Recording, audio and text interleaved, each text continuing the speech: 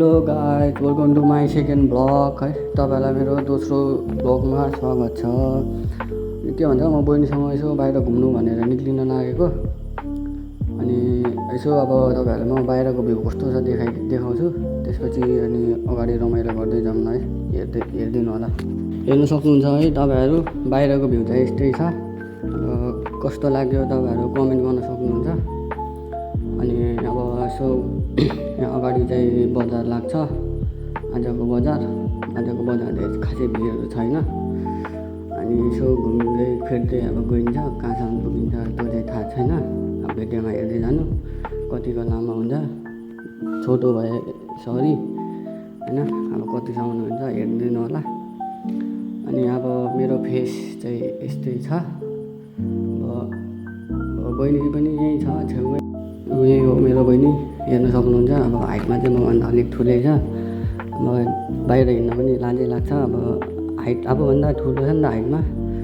अनि अब यसो अब दिदी भन्नु कि बहिनी भन्नु। अब हुन त मभन्दा उमेरमा सानै हो, हाइटमा चाहिँ अग्लो छ। मेरो लागि चाहिँ हाइट डजन्ट म्याटर भन्छ है। अनि तपाईँहरूलाई चाहिँ कस्तो लाग्छ भन्न सक्नुहुन्छ। अनि यसो सर्ट क्लिप हेरिदिनु होला तपाईँहरू नि। यहाँ अलिकति सर्ट क्लिप मैले हाल्छु, कस्तो लाग्छ भन्नु होला है। त्यसपछि अनि अगाडिको सानो क्लिप छ, अनि त्यसपछि भिडियो सकिन्छ है। हेरिदिनु होला।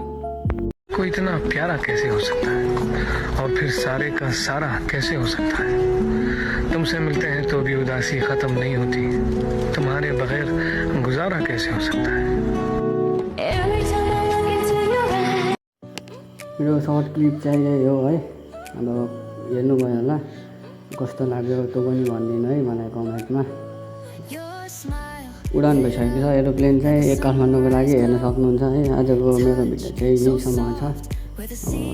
छोटो भयो भने सरी है, अलिक लामो भिडियो बनाउने कोसिस गर्नेछु। ल, धन्यवाद तपाईँहरूलाई।